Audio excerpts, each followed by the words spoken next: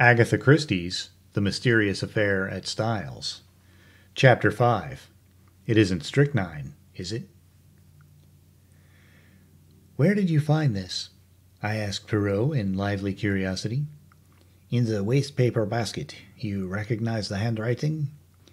"Yes, it's Mrs. Inglethorpe's, but what does it mean?" Poirot shrugged his shoulders. "I cannot say, but it is suggestive." A wild idea flashed across me. Was it possible that Mrs. Inglethorpe's mind was deranged? Had she some fantastic idea of demoniacal possession? And if that were so, was it not also possible that she might have taken her own life? I was about to expound on these theories when his own words distracted me. "Come," he said, "now to examine the coffee cups." "My dear Poirot, what on earth is the good of that, now that we know about the cocoa?" "Oh la la, that miserable cocoa!" cried Poirot flippantly. He laughed with apparent enjoyment, raising his arms to heaven in mock despair, in what I could not but consider the worst possible taste. "And anyway," I said with increasing coldness, as Mrs. Inglethorpe took her coffee upstairs with her, "I do not see what you expect to find, unless you consider it likely that we shall discover a packet of strychnine in the coffee tray." Poirot was sobered at once. "Come, come, my friend," he said, slipping his arms through mine.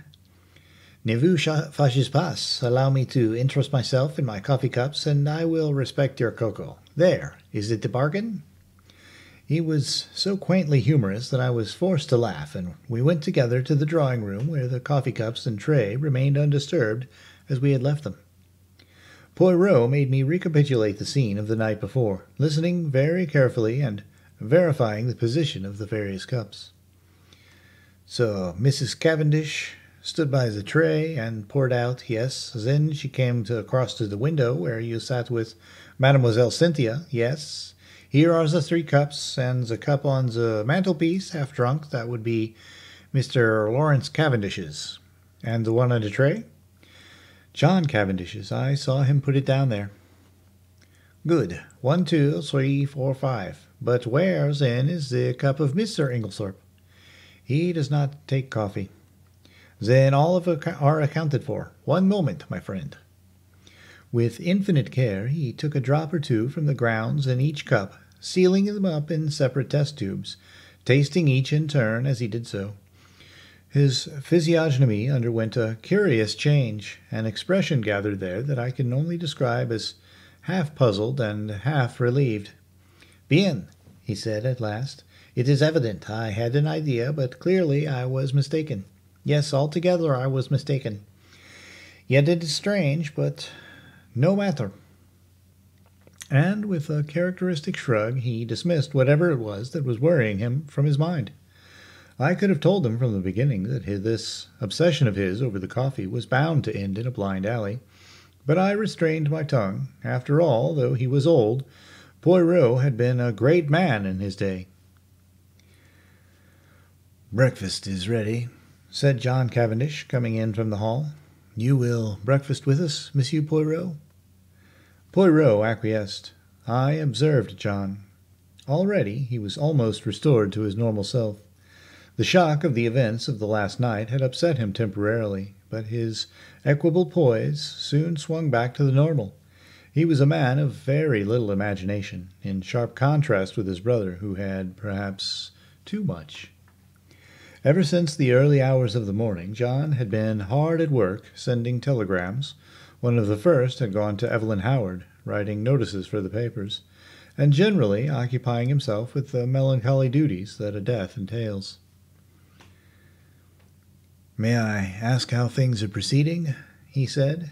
"Do your investigations point to my mother having died a natural death, or must we prepare ourselves for the worst?" "I think, Mr. Cavendish," said Poirot gravely, that you would do well not to buoy yourself up with any false hopes. Can you tell me the views of the other members of the family?" "My brother Lawrence is convinced that we are making a fuss over nothing. He says that everything points to its being a simple case of heart failure." He does he? That is very interesting. Very interesting, murmured Poirot softly.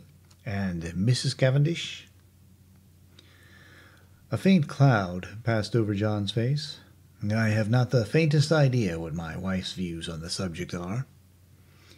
The answer brought a momentary stiffness in its train. John broke the rather awkward silence by saying with a slight effort, I told you, didn't I, that Mr. Inglethorpe has returned? Poirot bent his head. It's an awkward position for all of us. Of course, one has to treat him as usual, but hang it all, one's gorge does rise at sitting down to eat with a possible murderer. Poirot nodded sympathetically. I quite understand. It is a very difficult situation for you, Mr. Cavendish. I would like to ask you one question. Mr. Inglethorpe's reason for not returning last night was, I believe, that he had forgotten the latchkey. Is that not so? Yes. I suppose that you are quite sure that the latchkey was forgotten and that he did not take it after all? I have no idea. I never thought of looking. We always keep it in the hall drawer. I'll go and see if it's there now. Poirot held up his hand with a faint smile. No, Mr. Cavendish, it is too late now. I am certain that you would find it. If Mr. Inglethorpe did take it, he has had ample time to replace it by now. But do you think... I think nothing. If anyone had chanced to look this morning before his return and seen it there, it would have been a valuable point in his favor. That is all. John looked perplexed. Do not worry, said Poirot smoothly.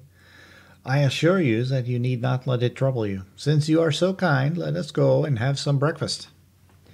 Everyone was assembled in the dining room. Under the circumstances, we were naturally not a cheerful party. The reaction after a shock is always trying, and I think we were all suffering from it. Decorum and good breeding naturally enjoined that our demeanor should be much as usual, yet I could not help wondering if this self-control were really a matter of great difficulty.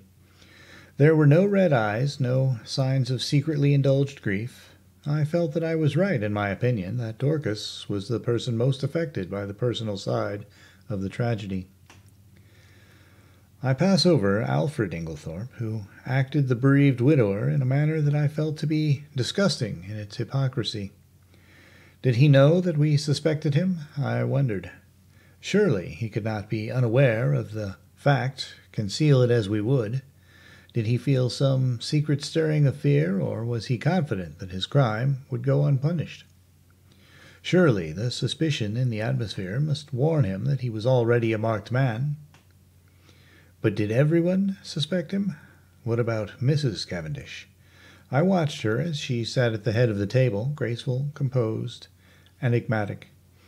In her soft gray frock, with white ruffles at the wrists falling over her slender hands, she looked very beautiful. When she chose, however, her face could be sphinx-like in its inscrutability. She was very silent, hardly opening her lips, and yet in some queer way I felt that the great strength of her personality was dominating us all. And little Cynthia, did she suspect? She looked very tired and ill, I thought. The heaviness and languor of her manner were very marked. I asked her if she were feeling ill, and she answered frankly, "Yes, I've the most beastly headache." "Have another cup of coffee, mademoiselle?" said Poirot solicitously. "It will revive you. It is unparalleled for the mal de tête." He jumped up and took her a cup. "No sugar," said Cynthia, watching him as he picked up the sugar tongs. "No sugar? You abandoned it in the wartime, eh?" "No, I never take it in coffee." "Sacré," murmured Poirot to himself as he brought back the replenished cup. Only I heard him, and glancing up curiously at the little man, I saw that his face was working with suppressed excitement, and his eyes were as green as a cat's. He had heard or seen something that had affected him strongly. But what was it? I do not usually label myself as dense, but I must confess that nothing out of the ordinary had attracted my attention. In another moment, the door opened and Dorcas appeared. "Mr. Wells, to see you, sir," she said to John. I remembered the name as being that of the lawyer to whom Mrs. Inglethorpe had written the night before. John rose immediately. "Show him to my study." Then he turned to us. "My mother's lawyer," he explained, and in a lower voice, "He is also coroner, you understand. Perhaps you would like to come with me?" We acquiesced and followed him out of the room. John strode on ahead, and I took the opportunity of whispering to Poirot, "There will be an inquest, then?" Poirot nodded absently. He seemed absorbed in thought, so much so that my curiosity was aroused. "What is it? You are not attending to what I say." "It is true, my friend. I am much worried." "Why?" "Because Mademoiselle Cynthia does not take sugar in her coffee." "What? You cannot be serious." "But I am most serious. There is something there that I do not understand. My instinct was right." "What instinct?" "The instinct that led me to insist on examining those coffee cups." "Chut! No more now." We followed John into his study, and he closed the door behind us. Mr. Wells was a pleasant man of middle age, with keen eyes and the typical lawyer's mouth. John introduced us both and explained the reason of our presence. "You will understand, Wells," he added, "that this is all strictly private. We are still hoping that there will turn out to be no need for investigation of any kind." "Quite so, said Mr. Wells soothingly. "I wish we could have spared you the pain and publicity of an inquest, but of course it's quite unavoidable in the absence of a doctor's certificate." "Yes, I suppose so."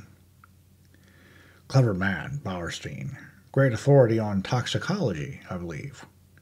"Indeed," said John with a certain stiffness in his manner. Then he added rather hesitatingly, "Shall we have to appear as witnesses? All of us, I mean?" "You, of course, and Mr. Inglethorpe." A slight pause ensued before the lawyer went on in his soothing manner. "Any other evidence will simply be confirmatory, a mere matter of form." "I see." A faint expression of relief swept over John's face. It puzzled me, for I saw no occasion for it. "If you know of nothing to the contrary," pursued Mr. Wells, "I had thought of Friday. That will give us plenty of time for the doctor's report. The post-mortem is to take place tonight, I believe." "Yes." "Then that arrangement will suit you?" "Perfectly." "I need not tell you, my dear Cavendish, how distressed I am at this most tragic affair." Can you give us no help in solving it, monsieur?" interposed Poirot, speaking for the first time since we had entered the room. "I?" "Yes, we heard that Mrs. Inglethorpe wrote to you last night. You should have received the letter this morning." "I did, but it contains no information. It is merely a note asking me to call upon her this morning, as she wanted my advice on a matter of great importance." "She gave you no hint as to what that matter might be?" "Unfortunately, no." "That is a pity," said John. "A great pity," agreed Poirot gravely. There was silence. Poirot remained lost in thought for a few minutes. Finally he returned to the lawyer again. "Mr. Wells, there is one thing I should like to ask you, that is, if it is not against professional etiquette. In the event of Mrs. Inglethorpe's death, who would inherit her money?" The lawyer hesitated a moment, and then replied, "The knowledge will be public property very soon, so if Mr. Cavendish does not object." "Not at all," interpolated John. "I do not see any reason why I should not answer your question. By her last will, dated August of last year, after various unimportant legacies to servants, etc., she gave the entire fortune to her stepson, Mr. John Cavendish." Was that not, pardon the question, Mr. Cavendish, rather unfair to her other stepson, Mr. Lawrence Cavendish? No, I don't think so. You see, under the terms of their father's will, while John inherited the property, Lawrence, at his stepmother's death, would come into a considerable sum of money. Mrs. Inglethorpe left her money to her elder stepson, knowing that he would have to keep up Styles. It was, to my mind, a very fair and equitable distribution. Poirot nodded thoughtfully. I see, but I am right in saying, am I not, that by your English laws that will was automatically revoked when Mrs. Inglethorpe remarried? Mr. Wells bowed his head. As I was about to proceed, Monsieur Poirot, that document is now null and void. Hein, said Poirot. He reflected for a moment and then asked, was Mrs. Inglethorpe herself aware of that fact? I do not know. She may have been. She was, said John unexpectedly. We were discussing the matter of wills being revoked by marriage only yesterday. Ah, one more question, Mr. Wells. You say her last will. Had Mrs. Inglethorpe then made several former wills? On an average, she made a new will at least once a year, said Mr. Wells imperturbably. She was given to changing her mind as to her testamentary dispositions, now benefiting one, now another member of her family. Suppose, suggested Poirot, that, unknown to you, she had made a new will in favor of someone who was not, in any sense of the word, a member of the family. We will say Miss Howard, for instance. Would you be surprised?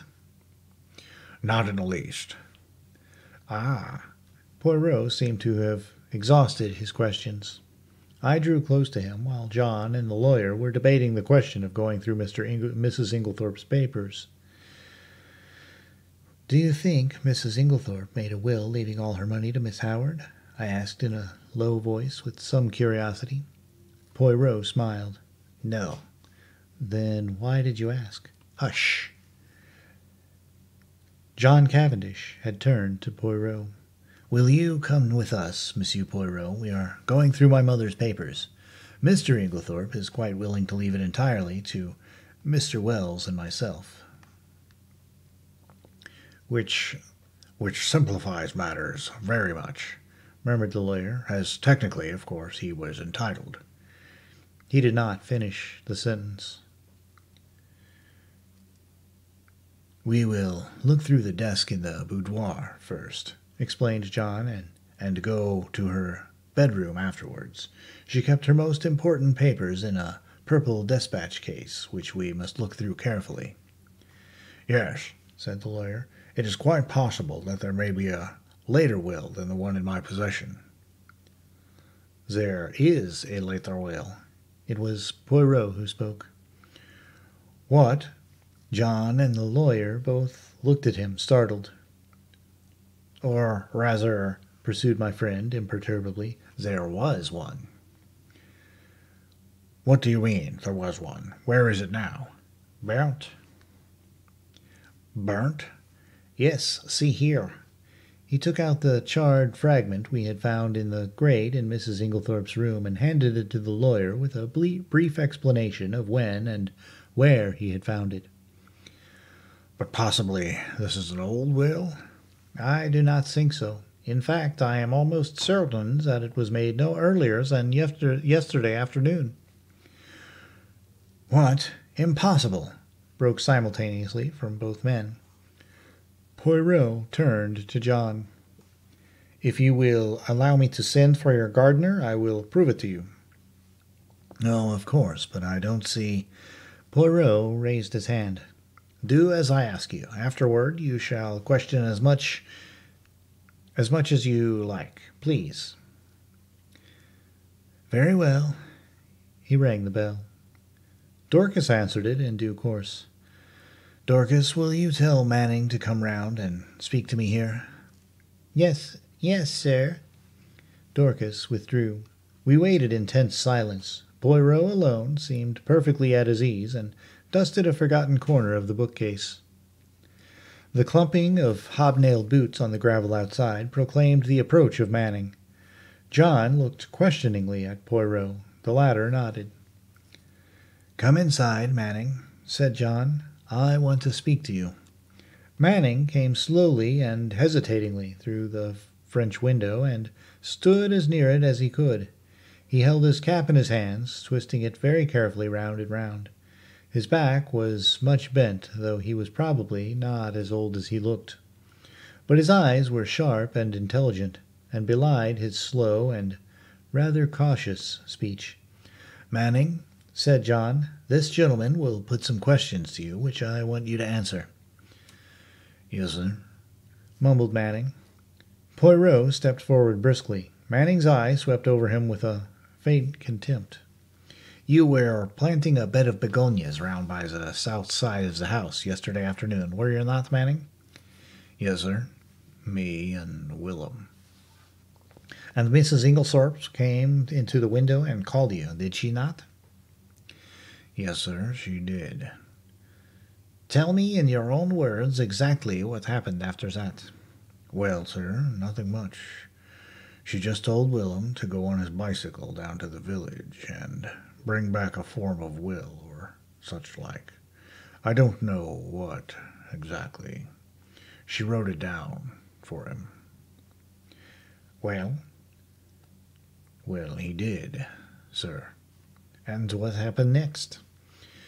"We went on with the begonias, sir." "Did not Mrs. Inglethorpe call you again?" "Yes, sir.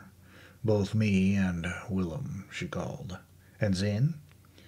"She made us come right in and sign our names at the bottom of a long paper where she'd signed." "Did you see anything of what was written above her signature?" asked Poirot sharply. "No, sir. There was a bit of blotting paper over that part." "And you signed where she told you?" "Yes, sir. First me and then William." "What did she do with it afterwards?" "Well, sir, she slipped it into a long envelope and put it inside a sort of purple box that was standing on the desk." "What time was it when she first called you?" "About 4, I should say, sir." "Not earlier? Couldn't it have been 3:30?" "No, I shouldn't say so, sir. It would be more likely to be a bit after 4, not before it." "Thank you, Manning. That will do," said Poirot pleasantly. The gardener glanced at his master, who nodded, whereupon Manning lifted a finger to his forehead with a low rumble and backed cautiously out of the window. We all looked at each other. "Good heavens!" murmured John. "What an extraordinary coincidence." How a coincidence?" "That my mother should have made a will on the very day of her death." Mr. Wells cleared his throat and remarked dryly, "Are you so sure that it is a coincidence, Cavendish?" "What do you mean?" "Your mother, you tell me, had a violent quarrel with someone yesterday afternoon." "What do you mean?" cried John again. There was a tremor in his voice, and he had gone very pale. "In consequence of that quarrel, your mother very suddenly and hurriedly makes a new will. The contents of that will we shall never know. She told no one of its provisions. This morning, no doubt, she would have consulted me on the subject, but she had no chance. The will disappears, and she takes its secret with her to the grave. Cavendish, I much fear there is no coincidence there. Monsieur Poirot, I am sure you agree with me that the facts are very suggestive." "Suggestive or not," interrupted John, "we are most grateful to Monsieur Poirot for elucidating the matter. But for him we should have never known of this will. I suppose I may not ask you, monsieur, what first led you to suspect the fact?" Poirot smiled and answered, "A scribbled over old envelope and a freshly planted bed of begonias." John, I think, would have pressed his questions further, but at that moment the loud purr of a motor was audible, and we all turned to the window as it swept past. "Evie!" cried John. "Excuse me, Wells." He went hurriedly out into the hall. Poirot looked inquiringly at me. "Miss Howard," I explained. "Ah, I am glad she has come. There is a woman with a head and heart too, Hastings, so the God gave her no beauty." I followed John's example and went out into the hall, where Miss Howard was endeavoring to extricate herself from the voluminous mass of veils that had enveloped her head. As her eyes fell on me, a sudden pang of guilt shot through me. This was the woman who had warned me so earnestly, and to whose warning I had, alas, paid no heed. How soon and how contemptuously I had dismissed it from my mind. Now that she had been proved justified in so tragic a manner, I felt ashamed. She had known Alfred Inglethorpe only too well. I wondered whether if she had remained at Styles, the tragedy would have taken place, or would the man have feared her watchful eyes. I was relieved when she shook me by the hand, with her well-remembered, painful grip. The eyes that met mine were sad but not reproachful. That she had been crying bitterly I could tell by the redness of her eyelids, but her manner was unchanged from its old gruffness. "Started the moment I got the wire. Just come off night duty. Hired car. Quickest way to get here." "Have you had anything to eat this morning, Evie?" asked John. "No." "I thought not. Come along. Breakfast's not cleared away yet, and they'll make you some fresh tea." He turned to me. "Look after her, Hastings, will you? Wells is waiting for me. No, here's Monsieur Poirot. He's helping us, you know, Evie." Miss Howard shook hands with Poirot, but glanced suspiciously over her shoulder at John. "What do you mean, helping us?" "Helping us to investigate." "Nothing to investigate. Have they taken him to prison yet?" "Taken who to prison?" "Who? Alfred Inglethorpe, of course." "My dear Evie, do be careful. Lawrence is of the opinion that my mother died from heart seizure." "More fool, Lawrence," retorted Miss Howard. "Of course Alfred Inglethorpe murdered poor Emily, as I always told you he would." "My dear Evie, don't shout so. Whatever we may think or suspect, it is better to say as little as possible for the present. The inquest isn't until Friday." "Not until fiddlesticks." The snort Miss Howard gave was truly magnificent. "You're all off your heads. The man will be out of the country by then, if he's any sense. He won't stay here tamely and wait to be hanged." John Cavendish looked at her helplessly. "I know what it is," she accused him. "You've been listening to the doctors. Never should. What do they know? Nothing at all, or just enough to make them dangerous. I ought to know. My own father was a doctor. That little Wilkins is about the greatest fool that even I have ever seen. Heart seizure. Sort of thing he would say. Anyone with any sense can see at once that her husband had poisoned her. I always said he'd murder her in her bed. Poor soul, now he's done it. And all you can do is to murmur silly things about heart seizure and inquest on Friday. You ought to be ashamed of yourself, John Cavendish." "What do you want me to do?" asked John, unable to help a faint smile. "Dash it all, Evie, I can't haul him down to the local police station by the scruff of his neck." "Well, you might do something. Find out how he did it. He's a crafty beggar. Dare say he soaked fly papers. Ask cook if she's missed any." It occurred to me very forcibly at that moment that to harbor Miss Howard and Alfred Inglethorpe under the same roof and keep the peace between them was likely to prove a Herculean task, and I did not envy John. I could see by the expression of his face that he fully appreciated the difficulty of the position. For the moment he sought refuge and retreat, and left the room precipitately. Dorcas brought in fresh tea. As she left the room, Poirot came over from the window where he had been standing, and sat down, facing Miss Howard. "Mademoiselle," he said gravely, "I want to ask you something." "Ask away," said the lady, eyeing him with some disfavor. "I want to be able to count upon your help." "I'll help you to hang Alfred with pleasure," she replied gruffly. "Hanging's too good for him. Ought to be drawn and quartered, like in the good old times." "We are at one, then," said Poirot, "for I too want to hang the criminal." Alfred Inglethorpe? Him or another? No question of another. Poor Emily was never murdered until he came along. I don't say she wasn't surrounded by sharks. She was. But it was only her purse they were after. Her life was safe enough. But along comes Mr. Alfred Inglethorpe, and within 2 months, hey presto. "Believe me, Miss Howard," said Poirot very earnestly, "if Mr. Inglethorpe is the man, he shall not escape me. On my honor, I will hang him as high as Haman." "That's better," said Miss Howard, more enthusiastically. "But I ask you to trust me. Now your help may be very valuable to me. I will tell you why. Because in all this house of mourning, yours are the only eyes that have wept."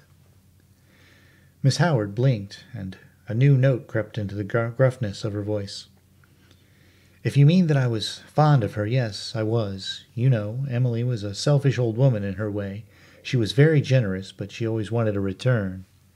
She never let people forget what she had done for them, and that way she missed love. Don't think she ever realized it, though, or felt the lack of it. Hope not, anyway. I was on a different footing.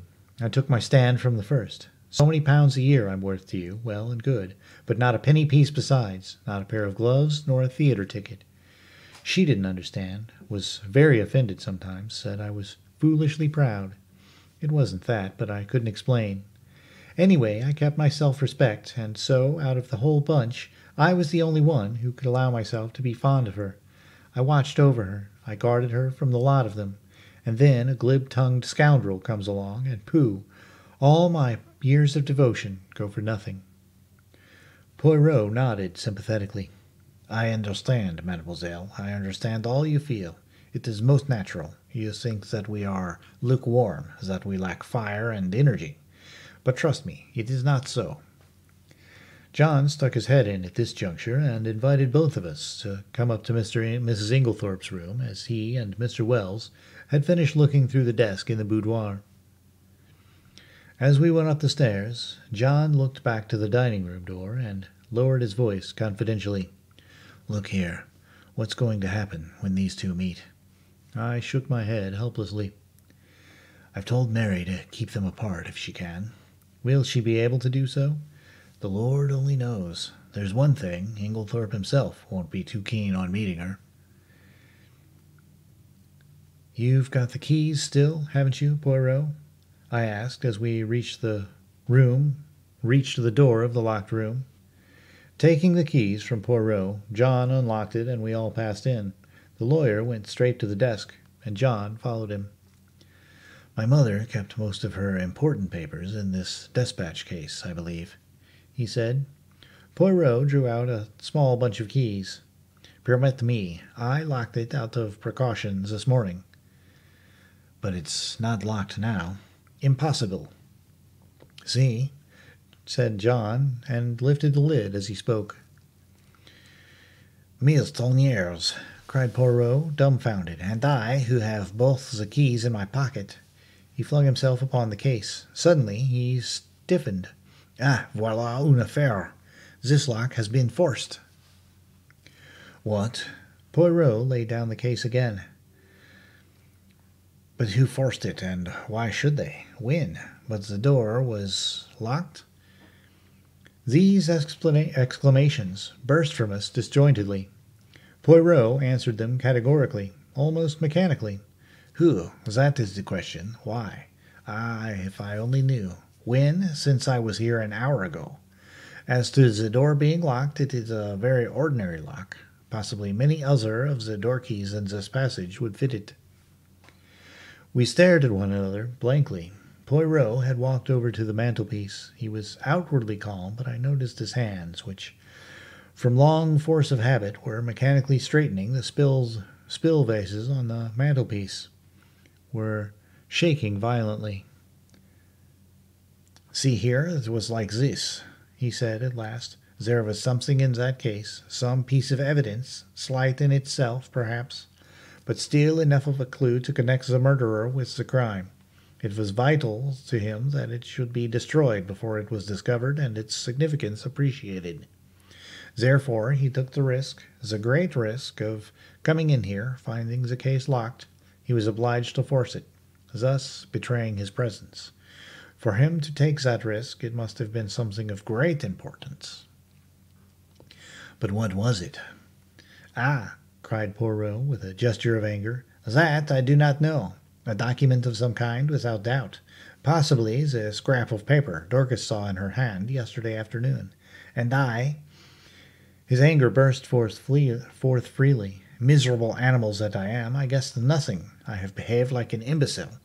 I should never have left that case here. I should have carried it away with me. Ah, triple pig, and now it is gone. It is destroyed. But is it destroyed? There is not yet a chance. We must leave no stone unturned. He rushed like a madman from the room, and I followed him as soon as I had sufficiently recovered my wits. But by the time I had reached the top of the stairs, he was out of sight. Mary Cavendish was standing where the staircase branched, staring down into the hall in the direction in which he had disappeared. "What has happened to your extraordinary little friend, Mr. Hastings? He has just rushed past me like a mad bull." "He's rather upset about something," I remarked feebly. I really did not know how much Poirot would wish me to disclose. As I saw a faint smile gather on Mrs. Cavendish's expressive mouth, I endeavored to try and turn the conversation by saying, "They haven't met yet, have they?" "Who?" "Mr. Inglethorpe and Miss Howard." She looked at me in a rather disconcerting manner. "Do you think it would be such a disaster if they did meet?" "Well, don't you?" I said, rather taken aback. "No." She was smiling in her quiet way. "And I should like to see a good flare. Should like to see a good flare-up. It would clear the air. At present, we were all thinking so much and saying so little." "John doesn't think so," I remarked. "He's anxious to keep them apart." "Oh, John." Something in her tone fired me, and I blurted out, "Old John's an awfully good sort." She studied me curiously for a minute or two, and then said, to my great surprise, "You are loyal to your friend. I like you for that." "Aren't you my friend, too?" "I am a very bad friend." "Why do you say that?" "Because it is true. I am charming to my friends one day and forget all about them the next." I don't know what impelled me, but I was nettled, and I said foolishly, and not in the best of taste, "Yet you seem to be invariably charming to Dr. Bowerstein." Instantly I regretted my words. Her face stiffened. I had the impression of a steel curtain coming down and blotting out the real woman. Without a word she turned and went swiftly up the stairs, whilst I stood like an idiot, gaping after her. I was recalled to other matters by a frightful row going on below. I could hear Poirot shouting and expounding. I was vexed to think that my diplomacy had been in vain. The little man appeared to be taking the whole house into his confidence, a proceeding of which I, for one, doubted the wisdom. Once again I could not help regretting that my friend was so prone to lose his head in moments of excitement. I stepped briskly down the stairs. The sight of me calmed Poirot almost immediately. I drew him aside. "My dear fellow," I said, "is this wise? Surely you don't want the whole house to know of this occurrence. You are actually playing into the criminal's hands." "You think so, Hastings?" "I am sure of it." "Well, well, my friend, I will be guided by you." "Good, although, unfortunately, it is a little too late now." "Sure." He looked so crestfallen and abashed that I felt quite sorry, though I still thought my rebuke was a just and wise one. "Well," he said at last, "let us go, mon ami." "You have finished here?" "For the moment, yes. You will walk back with me to the village?" "Willingly." He picked up his little suitcase, and we went out through the open window in the drawing-room. Cynthia Murdoch was just coming in, and Poirot stood aside to let her pass. "Excuse me, mademoiselle, 1 minute." "Yes?" She turned inquiringly. "Did you ever make up Mrs. Inglethorpe's medicines?" A slight flush rose in her face, and she answered rather constrainedly, "No." "Only her powders?" The flush deepened as Cynthia replied, "Oh, yes, I did make up some sleeping powders for her once." "These?" Poirot produced the empty box which had contained powders. She nodded. Can you tell me what they were? Sulfonal or veronal? No, they were bromide powders. Ah, thank you, mademoiselle. Good morning. As we walked briskly away from the house, I glanced at him more than once. I had often before noticed that if anything excited him, his eyes turned green like a cat's. They were shining like emeralds now. My friend, he broke out at last, I have a little idea, a very strange and probably utterly impossible idea, and yet it fits in. I shrugged my shoulders. I privately thought that Poirot was rather too much given to these fantastic ideas. In this case, surely the truth was only too plain and apparent. So that is the explanation of the blank label on the box, I remarked. Very simple, as you said. I really wonder that I did not think of it myself. Poirot did not appear to be listening to me. They have made one more discovery, la basse, he observed, jerking his thumb over his shoulder in the direction of Styles. Mr. Wells told me as they were going upstairs. What was it? Locked up in the desk in the boudoir, they found a will of Mrs. Inglethorpe's, dated before her marriage, leaving her fortune to Alfred Inglethorpe. It must have been made just at the time they were engaged. It came quite as a surprise to Wells, and to John Cavendish also. It was written on one of those printed will forms and witnessed by two of the servants, not Dorcas. Did Mr. Inglethorpe know of it? He says not. One might take that with a grain of salt, I remarked skeptically, with all these wills are very confusing. Tell me, how did those scribbled words on the envelope help you to discover that a will was made yesterday afternoon? Poirot smiled. Mon ami, have you ever, when writing a letter, been arrested by the fact that you did not know how to spell a certain word? Yes, often. I suppose everyone has. Exactly. And have you not, in such a case, tried the word once or twice on the edge of the blotting paper or a spare scrap of paper to see if it looked right? Well, that is what Mrs. Inglethorpe did. You will notice that the word possessed is spelt first with one S and subsequently with two, correctly. To make sure, she had further tried it in a sentence. Thus, I am possessed.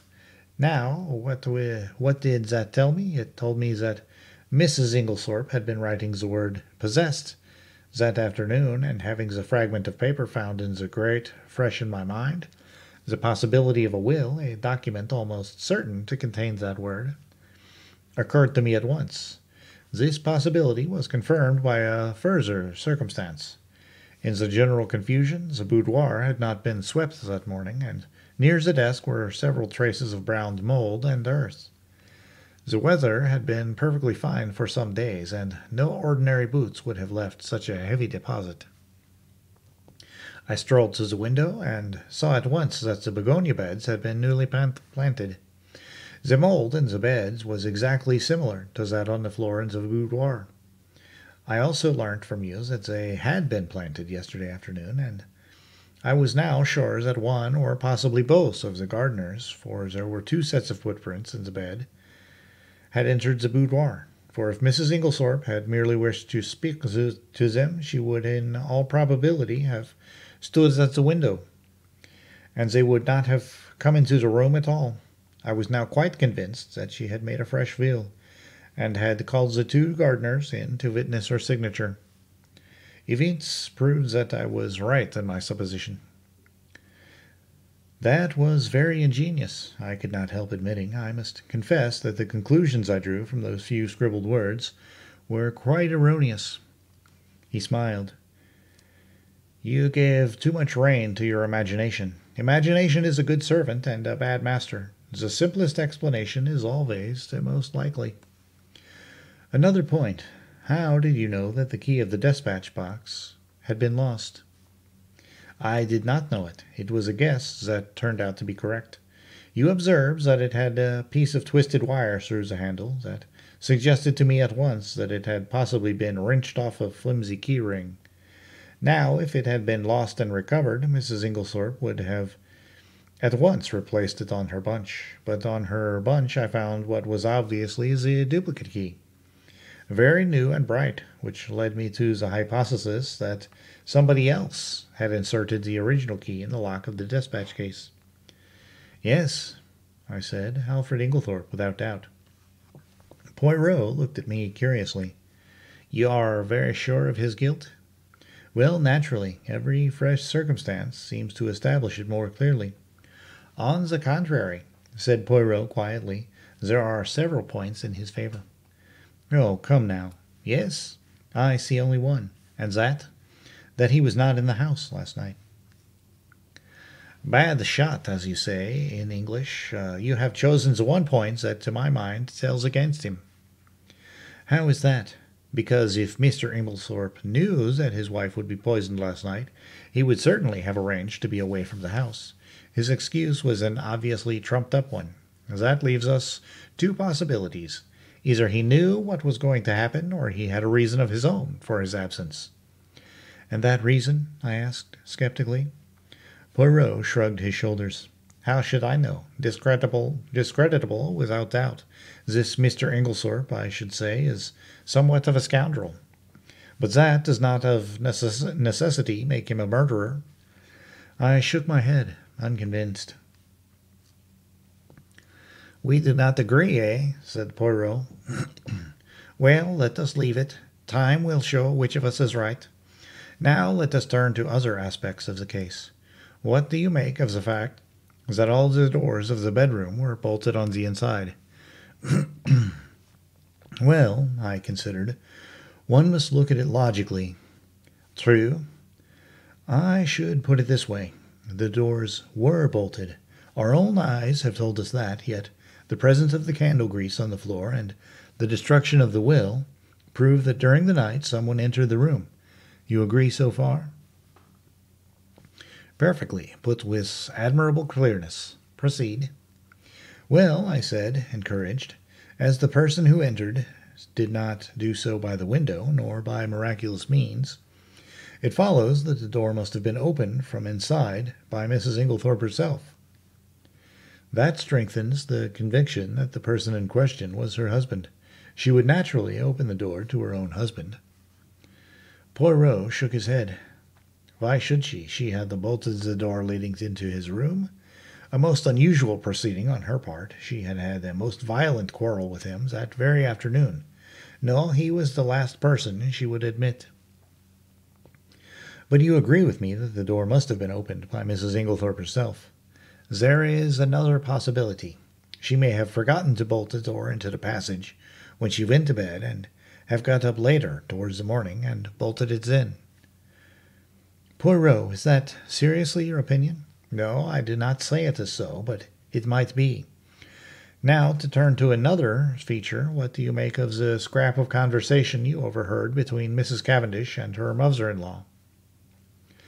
I had forgotten that, I said thoughtfully. That is as enigmatical as ever.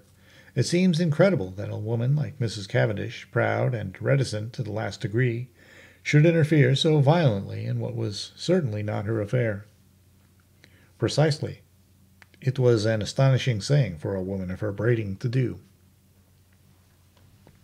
It is certainly curious, I agreed. Still, it is unimportant, and need not be taken into account. A groan burst from Poirot. What have I always told you? Everything must be taken into account. If the fact will not fit the theory, let the theory go. Well, we shall see, I said, nettled. Yes, we shall see. We had reached Leastways Cottage, and Poirot ushered me upstairs to his own room. He offered me one of the tiny Russian cigarettes he himself occasionally smoked. I was amused to notice that he stowed away the used matches most carefully in a little china pot. My momentary annoyance vanished. Poirot had placed our 2 chairs in front of the open window, which commanded a view of the village street. The fresh air blew in, warm and pleasant. It was going to be a hot day. Suddenly my attention was arrested by a weedy-looking young man rushing down the street at a great pace. It was the expression on his face that was extraordinary, a curious mingling of terror and agitation. "Look, Poirot," I said. He leaned forward. "Tiens," he said, "it is Mr. Mace from the chemist's shop. He is coming here." The young man came to a halt before Leastways Cottage, and, after hesitating a moment, pounded vigorously at the door.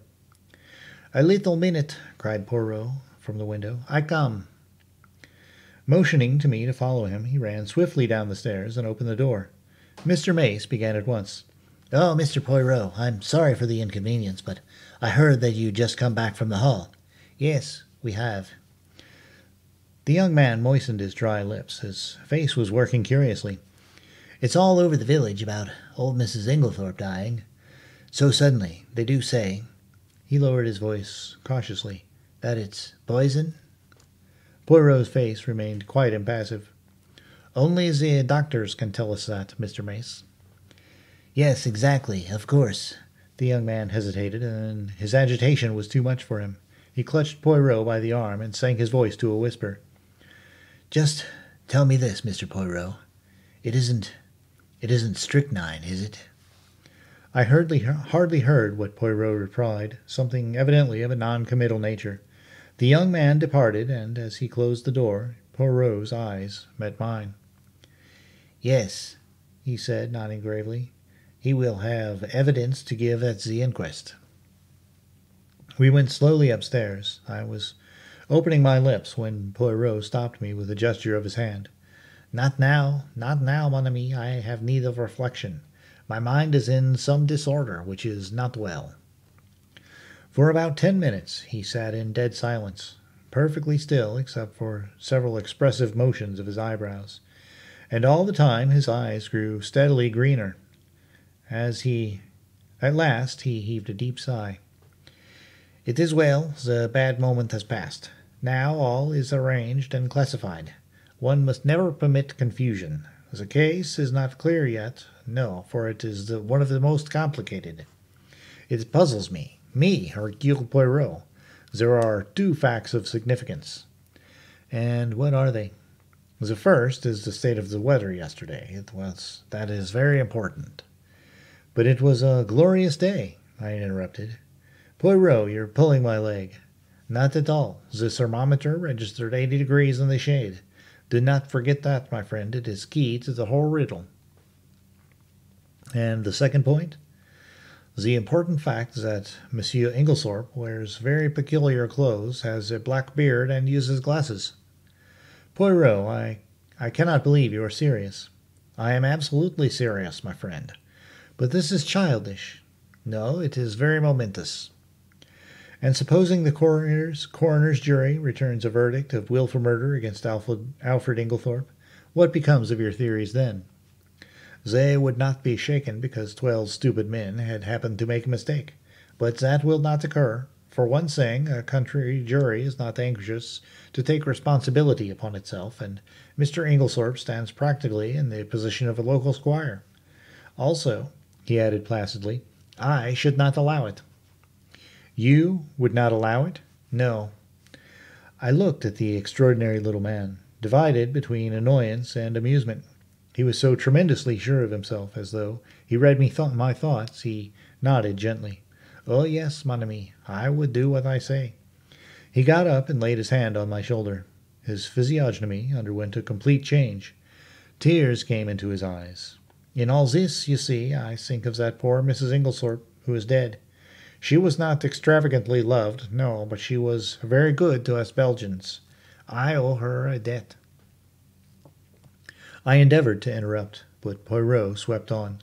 "Let me tell you this, Hastings. She would never forgive me if I let Alfred Inglethorpe, her husband, be arrested now, when a word from me could save him." Chapter 6. The Inquest. In the interval before the inquest, Poirot was unfailing in his activity. Twice he was closeted with Mr. Wells. He also took long walks into the country.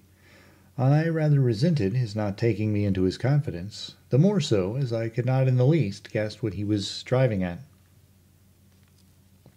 It occurred to me that he might have been making inquiries at Rakes's farm, so, finding him out when I called at Leastways Cottage on Wednesday evening, I walked over there by the fields, hoping to meet him, but there was no sign of him, and I hesitated to go right up to the farm itself. As I walked away, I met an aged rustic who leered at me cunningly. "You from the hall, bain't you?" he asked. "Yes, I'm looking for a friend of mine whom I thought might have walked this way." "Little chap? As waves his hand when he talks? One of them Belgies from the village?" "Yes," I said eagerly. "Has he been here, then?" "Oh, aye, he's been here right enough. More'n once, too. Friend of yours, is he? Ah, you gentlemen from the hall, you're a pretty lot." And he leered more jocosely than ever. "Why, do the gentlemen from the hall come here often?" I asked, as carelessly as I could.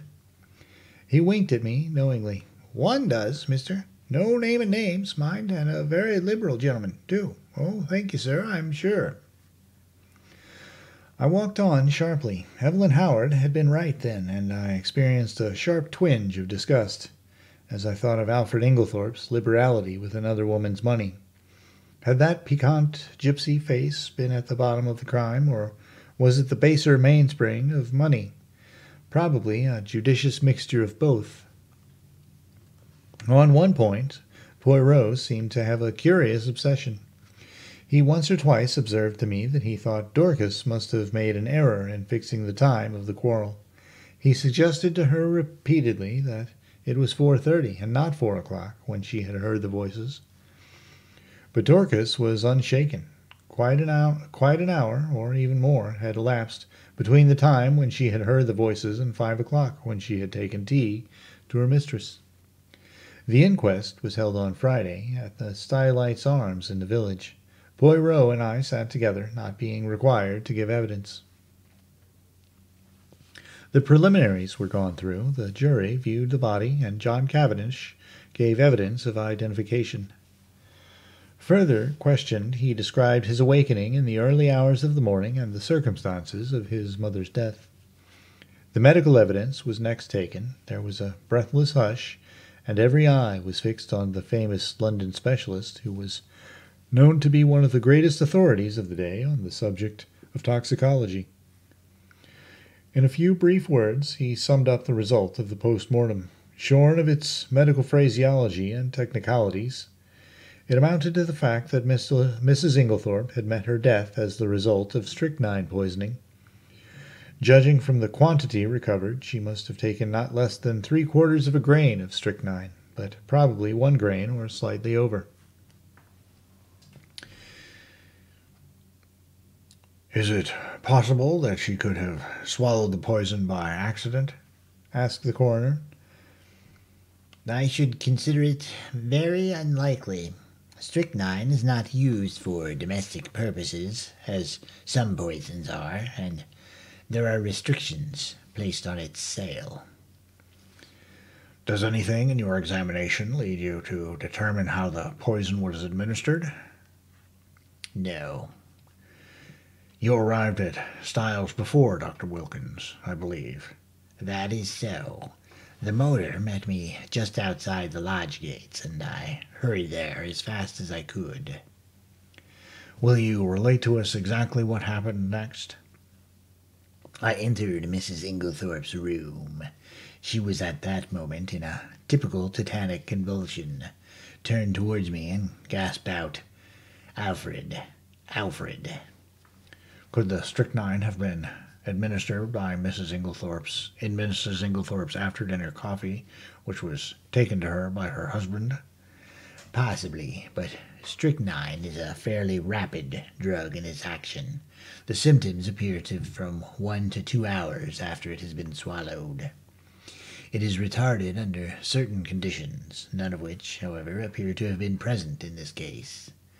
I presume Mrs. Inglethorpe took the coffee after dinner about 8 o'clock, whereas the symptoms did not manifest themselves until the early hours of the morning, which, on the face of it, points to the drug having been taken much later in the evening." "Mrs. Inglethorpe was in the habit of drinking a cup of cocoa in the middle of the night. Could the strychnine have been administered in that?" "No. I myself took a sample of the cocoa remaining in the saucepan and had it analyzed. There was no strychnine present." I heard Poirot chuckle softly beside me. How did you know? I whispered. Listen. I should say, the doctor was continuing, that I would have been considerably surprised by any other result. Why? Simply because strychnine has an unusually bitter taste. It can be detected in a solution of 1 in 70,000, and can only be disguised by some strongly flavored substance. Cocoa would be quite powerless to mask it. One of the jury wanted to know if the same objection applied to coffee. No. Coffee has a bitter taste of its own, which would probably cover the taste of strychnine. Then you consider it more likely that the drug was administered in the coffee, but that for some unknown reason its action was delayed? Yes, but the cup being completely smashed, there is no possibility of analyzing its contents. This concluded Dr. Bauerstein's evidence. Dr. Wilkins corroborated it on all points. Sounded as to the possibility of suicide, he repudiated it utterly. The deceased, he said, suffered from a weak heart, but otherwise enjoyed perfect health and was of a cheerful and well-balanced disposition. She would be one of the last people to take her own life. Lawrence Cavendish was called next. His evidence was quite unimportant, being a mere repetition of that of his brother. Just as he was about to step down, he paused and said, rather hesitatingly, I should like to make a suggestion, if I may. He glanced deprecatingly at the coroner, who replied briskly, Certainly, Mr. Cavendish. We are here to arrive at the truth of this matter, and welcome anything that may lead to further elucidation. It is just an idea of mine, explained Lawrence. Of course, I may be quite wrong, but it still seems to me that my mother's death might be accounted for by natural means. How do you make that out, Mr. Cavendish? My mother, at the time of her death, and for some time before it, was taking a tonic containing strychnine. Ah, said the coroner. The jury looked up, interested. I believe, continued Lawrence, that there have been cases where the cumulative effect of a drug, administered for some time, has ended by causing death. Also, is it not possible that she may have taken an overdose of her medicine by accident? This is the first we have heard of the deceased taking strychnine at the time of her death. We are much obliged to you, Mr. Cavendish. Dr. Wilkins was recalled and ridiculed the idea. What Mr. Cavendish suggests is quite impossible. Any doctor would tell you the same. Strychnine is, in a certain sense, a cumulative poison, but it would be quite impossible for it to result in sudden death in this way. There would have to be a long period of chronic symptoms which would at once have attracted my attention. The whole thing is absurd. And the second suggestion, that Mrs. Inglethorpe may have inadvertently taken an overdose? 3 or even 4 doses would not have resulted in death. Mrs. Inglethorpe always had an extra large amount of medicine made up at a time, as she dealt with Coutts's, the cash chemists, and Tadminster. She would have had to take nearly the whole bottle to account for the amount of strychnine found at the post-mortem. Then you consider that we may dismiss the tonic as not being in any way instrumental in causing her death? Certainly, the supposition is ridiculous. The same juryman who had interrupted before here suggested that the chemist who made up the medicine might have committed an error. That is, of course, always possible, replied the doctor. But Dorcas, who was the next witness called, dispelled even that possibility. The medicine had not been newly made up. On the contrary, Mrs. Inglethorpe had taken the last dose on the day of her death. So the question of the tonic was finally abandoned, and the coroner proceeded with his task. Having elicited from Dorcas how she had been awakened by the violent ringing of her mistress's bell, and had subsequently roused the household, he passed to the subject of the quarrel on the preceding afternoon. Dorcas's evidence on this point was substantially what Poirot and I had already heard, so I will not repeat it here. The next witness was Mary Cavendish. She stood very upright and spoke in a low, clear, and perfectly composed voice. In answer to the coroner's question, she told how her alarm clock having aroused her at 4:30 as usual, she was dressing when she was startled by the sound of something heavy falling. That would have been the table by the bed, commented the coroner. I opened my door, continued Mary, and listened. In a few minutes, a bell rang violently. Dorcas came running down and woke my husband, and we all went to my mother-in-law's room, but it was locked.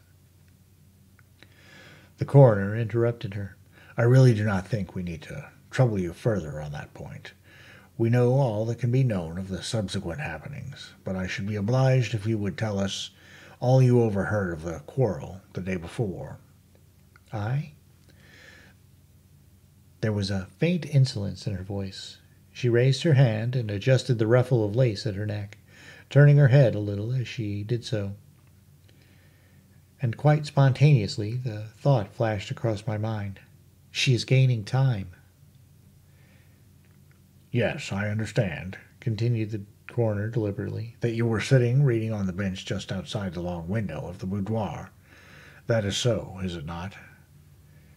This was news to me, and glancing sideways at Poirot, I fancied that it was news to him as well. There was the faintest pause, the mere hesitation of a moment, before she answered.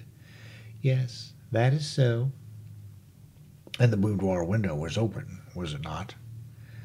Surely her face grew a little paler as she answered, Yes. Then you cannot have failed to hear the voices inside, especially as they were raised in anger. In fact, they would be more audible where you were than in the hall. Possibly. Will you repeat to us what you overheard of the quarrel? I really do not remember hearing anything. Do you mean to say you did not hear voices? Oh, yes, I heard the voices, but I did not hear what they said. A faint spot of color came into her cheek. I am not in the habit of listening to private conversations. The coroner persisted. And do you remember nothing at all? Nothing, Miss Cavendish? Not one stray word or phrase to make you realize that it was a private conversation? She paused and seemed to reflect, still outwardly as calm as ever. Yes, I remember. Mrs. Inglethorpe said something, I do not remember exactly what, about causing a scandal between husband and wife. Ah! The coroner leaned back, satisfied. That corresponds with what Dorcas heard. But excuse me, Mrs. Cavendish, although you realized it was a private conversation, you did not move away? You remained where you were? I caught the momentary gleam of her tawny eyes as she raised them. I felt certain that at that moment she would willingly have torn the little lawyer with his insinuations into pieces. But she replied quietly enough. No, I was very comfortable where I was. I fixed my mind on my book. And that is all you can tell us? That is all. The examination was over, though I doubted if the coroner was entirely satisfied with it. I think he suspected that Mary Cavendish could tell more if she chose. Amy Hill, shop assistant, was called next, and deposed to having sold a will form on the afternoon of the 17th to William Earl under the gardener at Styles. William Earl and Manning succeeded her and testified to the witnessing a document. Manning fixed the time at about 4:30. William was of the opinion that it was rather earlier. Cynthia Murdoch came next. She had, however, little to tell. She had known nothing of the tragedy until awakened by Mrs. Cavendish. You did not hear the table fall? No, I was fast asleep. The coroner smiled. A good conscience makes a sound sleeper, he observed.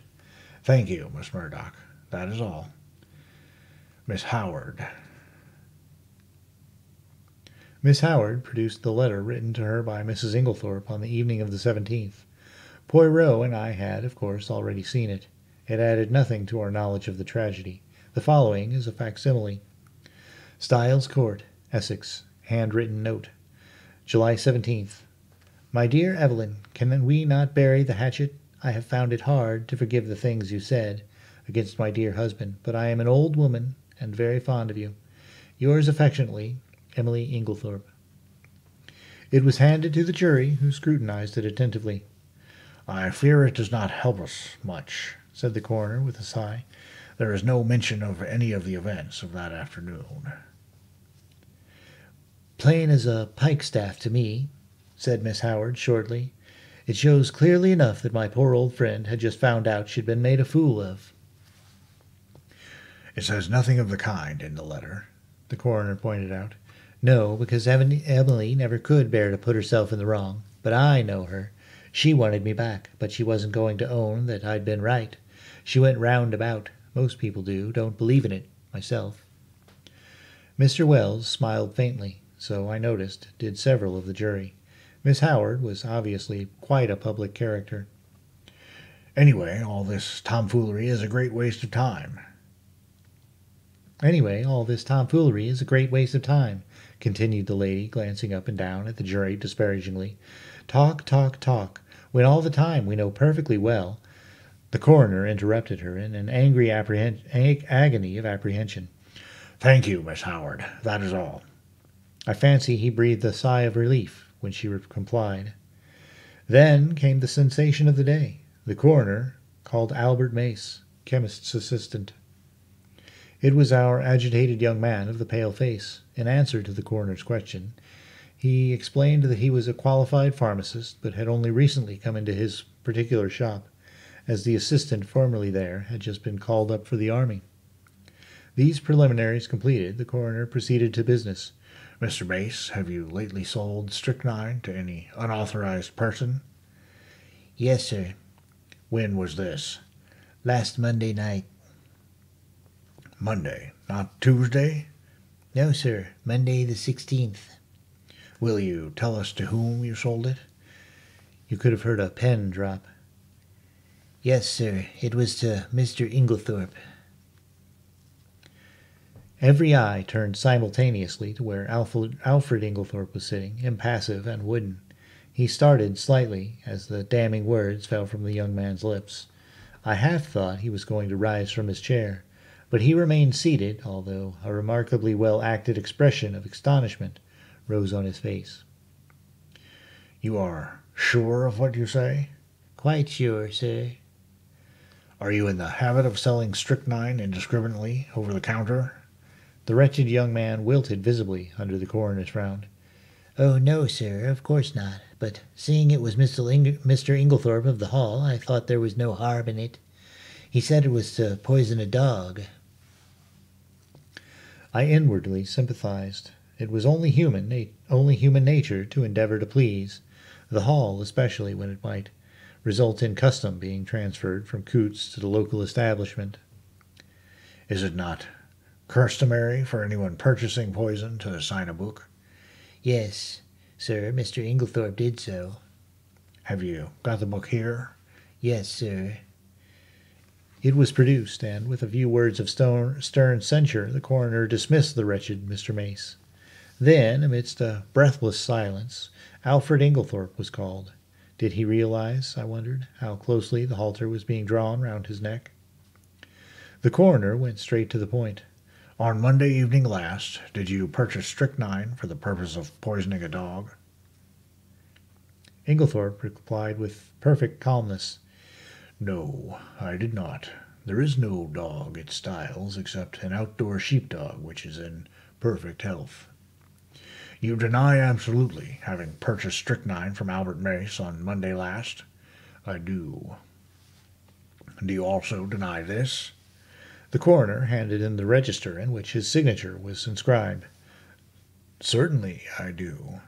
The handwriting is quite different from mine. I will show you. He took an old envelope out of his pocket and wrote his name on it, handing it to the jury. It was certainly utterly dissimilar. Then what is your explanation of Mr. Mace's statement? Alfred Inglethorpe replied imperturbably. Mr. Mace must have been mistaken. The coroner hesitated for a moment and then said, Mr. Inglethorpe, as a mere matter of form, would you mind telling us where you were on the evening of Monday, July 16th? Really, I cannot remember. That is absurd, Mr. Inglethorpe, said the coroner sharply. Think again. Inglethorpe shook his head. I cannot tell you. I have an idea that I was out walking. In what direction? I really can't remember. The coroner's face grew graver. Were you in company with anyone? No. Did you meet anyone on your walk? No. That is a pity, said the coroner dryly. I am to take it, then, that you declined to say where you were at the time that Mr. Mays positively recognized you as entering the shop to purchase strychnine? If you like to take it that way, yes. Be careful, Mr. Inglethorpe. Poirot was fidgeting nervously. Sacre, he murmured. Does this imbecile of a man want to be arrested? Inglethorpe was indeed creating a bad impression. His futile denials would not have convinced a child. The coroner, however, passed briskly to the next point, and Poirot drew a deep breath of relief. You had a discussion with your wife on Tuesday afternoon. Pardon me, interrupted Alfred Inglethorpe. You have been misinformed. I had no quarrel with my dear wife. The whole story is absolutely untrue. I was absent from the house the entire afternoon. Have you anyone who can testify to that? You have my word, said Inglethorpe haughtily. The coroner did not trouble to reply. There are 2 witnesses who will swear to having heard your disagreement with Mrs. Inglethorpe. Those witnesses were mistaken. I was puzzled. The man spoke with such a quiet assurance that I was staggered. I looked at Poirot. There was an expression of exultation on his face, which I could not understand. Was he at last convinced of Alfred Inglethorpe's guilt? Mr. Inglethorpe, said the coroner, you have heard your wife's dying words repeated here. Can you explain them in any way? Certainly I can. You can? It seems to me very simple. The room was dimly lighted. Dr. Bowerstein is much of my height and build, and, like me, wears a beard. In the dim light, and suffering as she was, my poor wife mistook him for me. Ah, murmured Poirot to himself, but it is an idea, that. You think it is true? I whispered. I do not say that, but it is truly an ingenious supposition. You read my wife's last words as an accusation, Inglethorpe was continuing. They were, on the contrary, an appeal to me. The coroner reflected a moment. Then he said, I believe, Mr. Inglethorpe, that you yourself poured out the coffee and took it to your wife that evening. I poured it out, yes, but I did not take it to her. I meant to do so, but I was told that a friend was at the hall door, so I laid down the coffee on the hall table. When I came through the hall again, a few minutes later, it was gone. This statement might or might not be true, but it did not seem to me to improve matters much for Inglethorpe. In any case, he had had ample time to introduce the poison. At that point, Poirot nudged me gently, indicating 2 men who were sitting together near the door. One was a little sharp, dark, ferret-faced man. The other was tall and fair. I questioned Poirot mutely. He put his lips to my ear. Do you know who that little man is? I shook my head.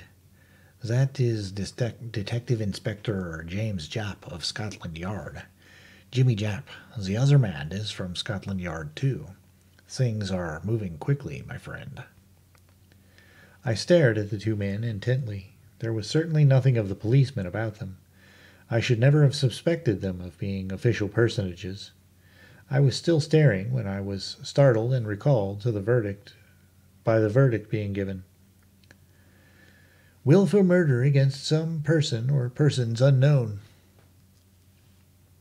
Chapter 7. Poirot pays his debts. As we came out of Stylight's arms, Poirot drew me aside by a gentle pressure of the arm. I understood his object. He was waiting for the Scotland Yard men. In a few moments they emerged, and Poirot at once stepped forward and accosted the shorter of the 2. I fear you do not remember me, Inspector Japp. Why, if it isn't Mr. Poirot, cried the inspector. He turned to the other man. "You've heard me speak of Mr. Poirot. It was 1904, and he and I worked together the Abercrombie forgery case. You remember, he was run down in Brussels. Oh, those were great days, monsieur. Then, do you remember Baron Altara? There was a pretty rogue for you. He eluded the clutches of half the police in Europe. But we nailed him in Antwerp, thanks to Mr. Poirot here." As these friendly reminiscences were being indulged in, I drew nearer and was introduced to Detective Inspector Japp, who, in his turn, introduced us both to his companion, Superintendent Summerhay. "I need hardly ask what you are doing here, gentlemen," remarked Poirot. Japp closed one eye notingly. "No, indeed. Pretty clear case, I should say." But Poirot answered gravely, "There I differ from you." "Oh, come," said Summerhay, opening his lips for the first time. "Surely the whole thing is clear as daylight. The man caught red-handed. How could he be such a fool? How he could be such a fool beats me." But Japp was looking attentively at Poirot. "Hold your fire, Summerhay," he remarked jocularly. "Me and Monsieur here have met before, and there's no mad judgment I would sooner take than his. If I'm not greatly mistaken, he's got something up his sleeve. Isn't that so, Monsieur?" Poirot smiled. "I have drawn certain conclusions, yes." Summerhay was still looking rather skeptical, but Japp continued his scrutiny of Poirot. "It's that way, it's this way," he said. "So far, we've only seen the case from outside, and that's where the Yard's at a disadvantage in a case of this kind, where the murder's only out, so to speak, after the inquest. A lot depends on being on the spot first thing, and that's where Mr. Poirot's had the start of us. We shouldn't have been here as soon as this, even, if it hadn't been for the fact that there was a smart doctor on the spot who gave us the tip through the coroner. But you've been on the spot from the first, and you may have picked up some little hints from the evidence at the inquest. Mr. Inglethorpe murdered his wife as... From the evidence at the inquest, Mr. Inglethorpe murdered his wife, as sure as I stand here, and if anybody but you hinted the contrary, I'd laugh in his face. I must say I was surprised the jury didn't bring it in willful murder against him right off. I think they would have if it hadn't been for the coroner. He seemed to be holding them back." "Perhaps, though, you have a warrant for his arrest in your pocket now?" suggested Poirot. A kind of wooden shudder of officialdom came down from Japp's expressive countenance. "Perhaps I have, and perhaps I haven't," he remarked dryly. Poirot looked at him thoughtfully. "I am very anxious, messieurs, that she should not be arrested." "I dare say," observed Summerhay sarcastically. Japp was regarding Poirot with comical perplexity. "Can't you go a little further, Mr. Poirot? A wink's as good as a nod from you. You've been on the spot, and the Yard doesn't want to make any mistakes, you know." Poirot nodded gravely. "That is exactly what I thought. Well, I will tell you this. Use your warrant." "That is exactly what I thought. Well, I will tell you this. Use your warrant, arrest Mr. Inglethorpe, but it will bring you no kudos. The case against him will be dismissed at once. Comme ça." And he snapped his fingers expressively. Japp's face grew grave, though Summerhay gave an incredulous snort. As for me, I was literally dumb with astonishment. I could only conclude that Poirot was mad. Japp had taken out a handkerchief and was gently dabbing his brow. "I daren't do it, Mr. Poirot. I'd take your word. But there's others over me who'd be asking what the devil I mean by it. Can't you give me a little more to go on?" Poirot reflected a moment. "It can be done," he said at last. "I admit I do not wish it. It forces my hand. I would have preferred to work in the dark, just for the present, but what you say is very just.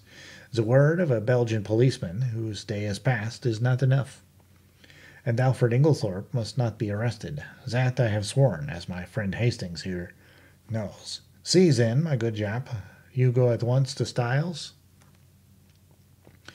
"Well, in about half an hour. We're seeing the coroner and the doctor first." "Good.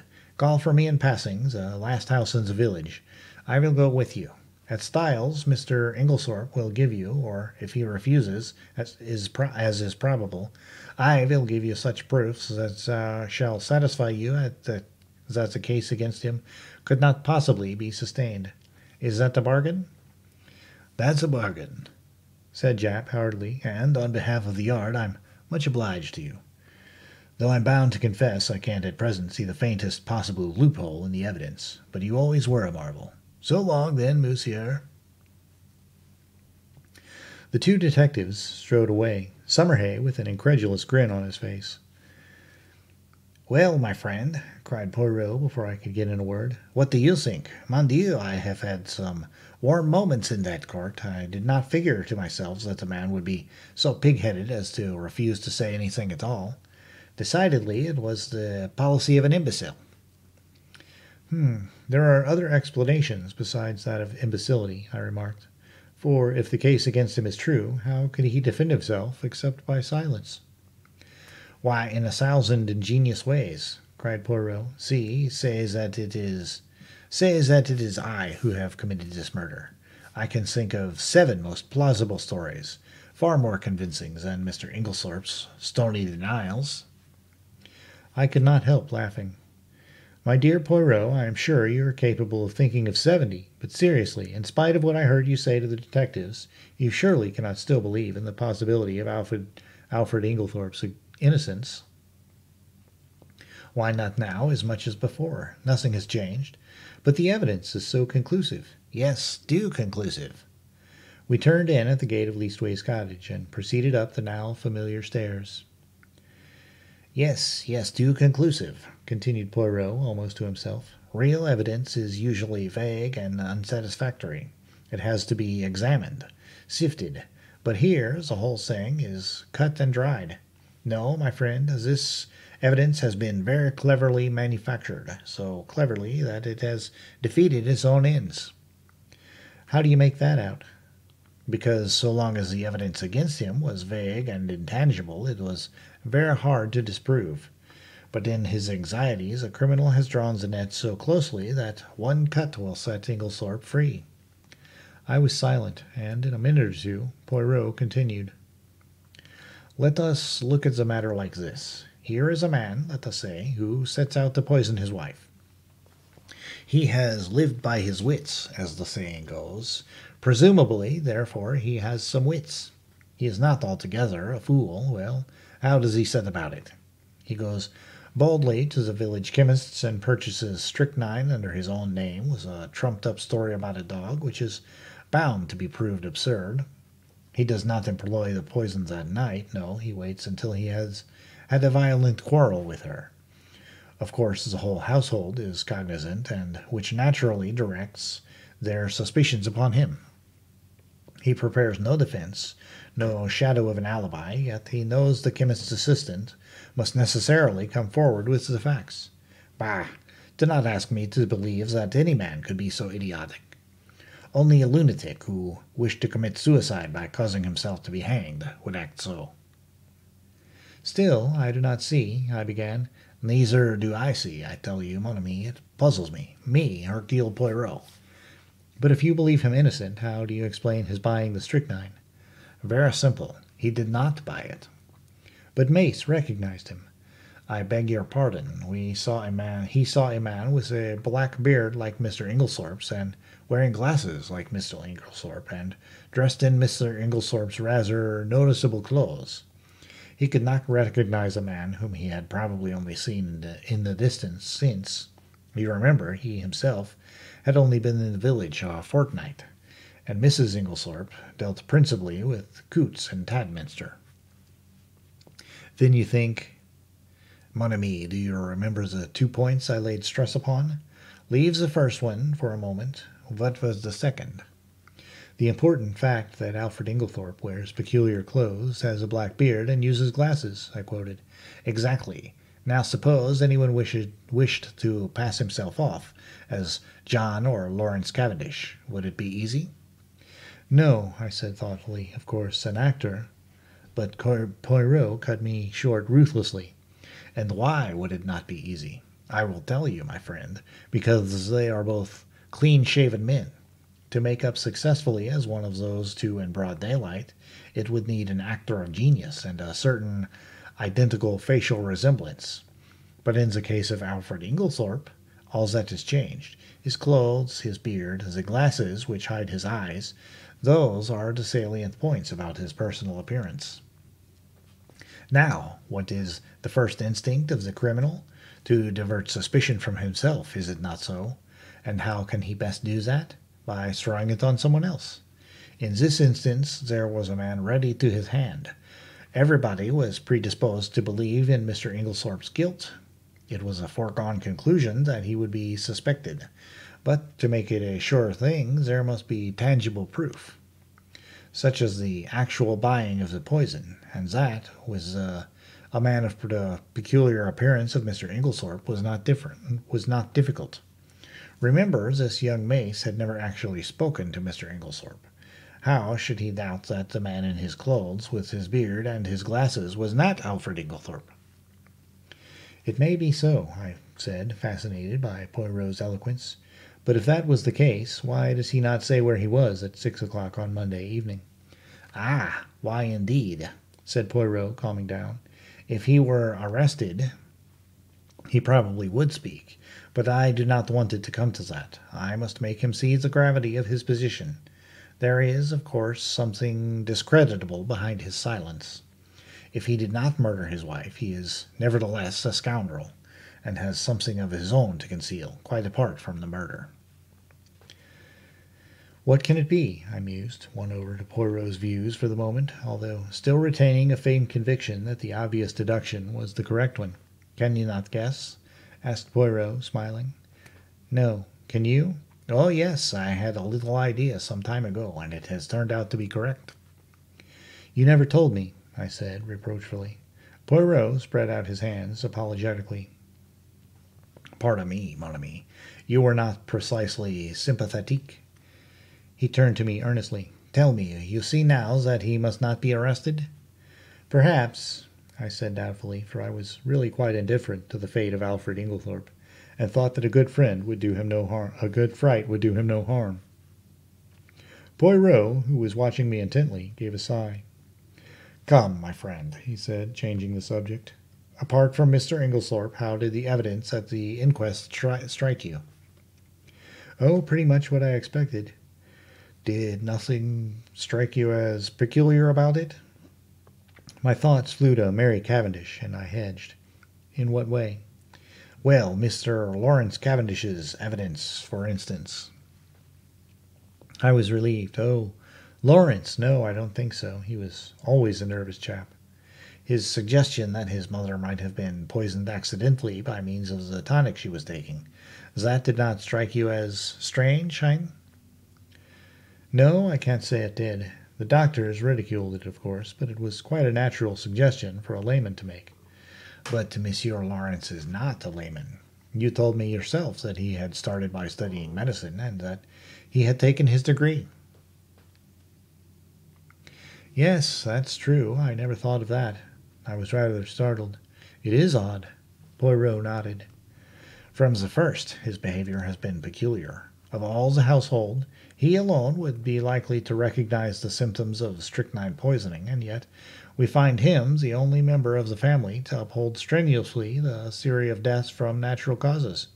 If it had been Monsieur Jean, I could have understood it. He has no technical knowledge and is by nature unimaginative. But Monsieur Lawrence? No. And now, today, he puts forward a suggestion that he himself must have known was ridiculous. There is food for thought in this, mon ami. It's very confusing, I agreed. Then there is Mrs. Cavendish, continued Poirot, and that's another who is not telling all she knows. What do you make of her attitude? I don't know what to make of it. It seems inconceivable that she should be shielding Alfred Inglethorpe, yet that's what it looks like. Poirot nodded reflectively. Yes, it is queer. One thing is certain, she overheard a good deal more of that private conversation than she's willing to admit. And yet she is the last person one would accuse of stooping to eavesdrop. Exactly. One thing her evidence has shown me. I made a mistake. Dorcas was quite right. The quarrel did take place earlier in the afternoon, about 4 o'clock, as she said. I looked at him curiously. I had never understood his insistence on that point.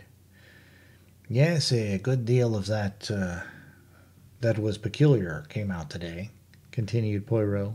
Dr. Bauerstein, now, what was he doing up and dressed at that hour in the morning? It is astonishing to me that no one commented on the fact. He has insomnia, I believe, I said doubtfully. Which is a very good or a very bad explanation, remarked Poirot. It covers everything and explains nothing. I shall keep my eye on our clever Dr. Bauerstein. Any more faults to find with the evidence? I inquired satirically. Mon ami, replied Poirot gravely, when you find that people are not telling you the truth, look out. Now, unless I am much mistaken, at the inquest today, only one, at the most 2 persons, were speaking the truth without reservation or subterfuge. Oh, come now, Poirot. I won't cite Lawrence or Mrs. Cavendish, but there's John and Miss Howard. Surely they were speaking the truth. Both of them, my friend? One, I grant you. But both? His words gave me an unpleasant shock.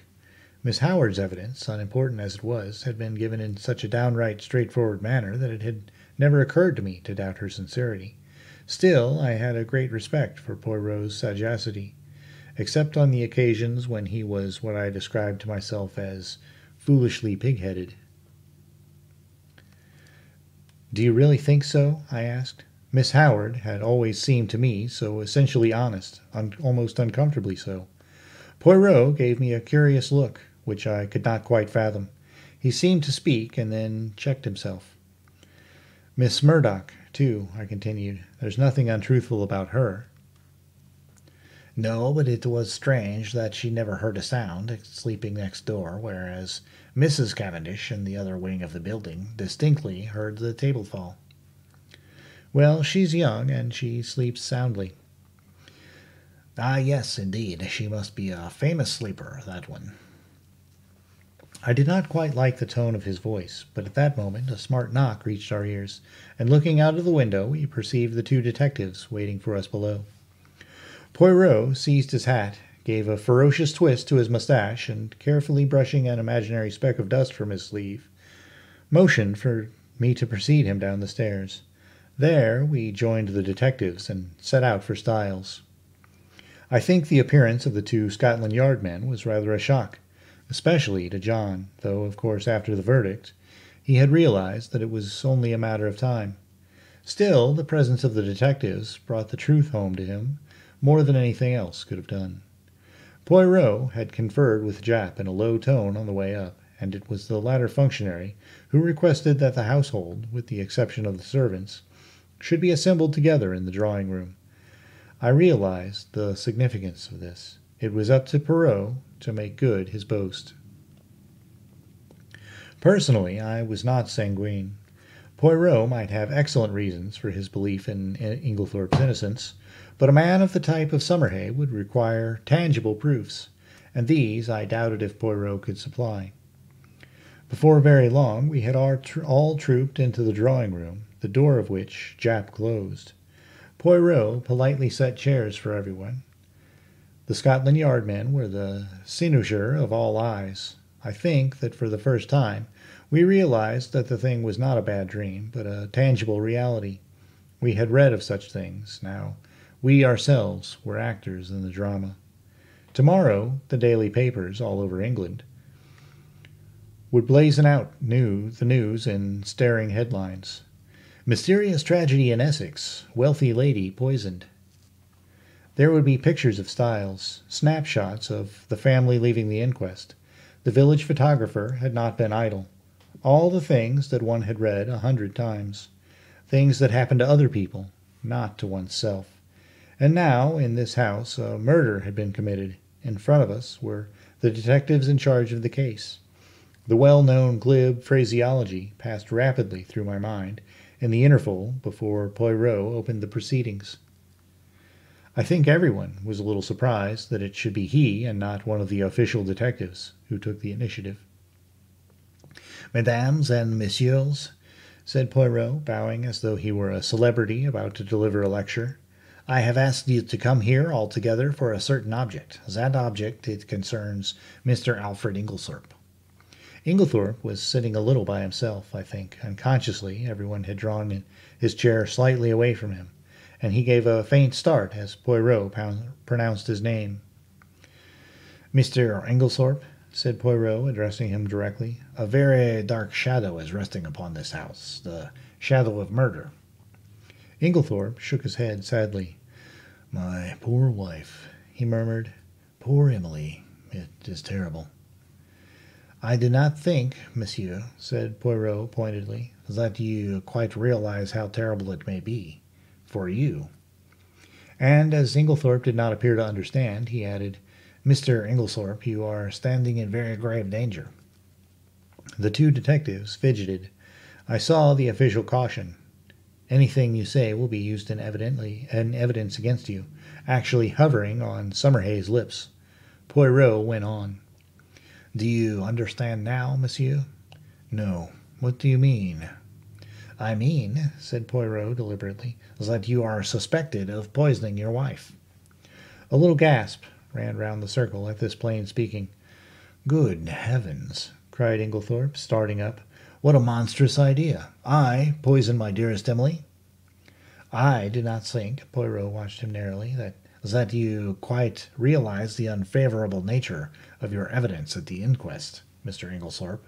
Knowing what I have now told you, do you still refuse to say where you were at 6 o'clock on Monday afternoon?" With a groan, Alfred Inglethorpe sank down again and buried his face in his hands. Poirot approached and stood over him. "Speak!" he cried menacingly. With an effort, Inglethorpe raised his face from his hands. Then, slowly and deliberately, he shook his head. "You will not speak?" "No, I do not believe that anyone could be so monstrous as to accuse me of what you say."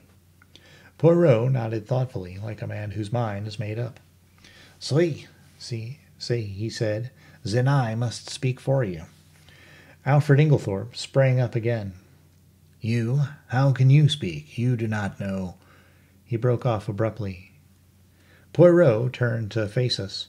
"Mesdames and messieurs, I speak. Listen. I, Hercule Poirot, affirms that the man who entered the chemist's shop and purchased strychnine at 6 o'clock on Monday last was not Mr. Inglethorpe, for at 6 o'clock on that day Mr. Inglethorpe was escorting Mrs. Raikes back to her home from a neighboring farm.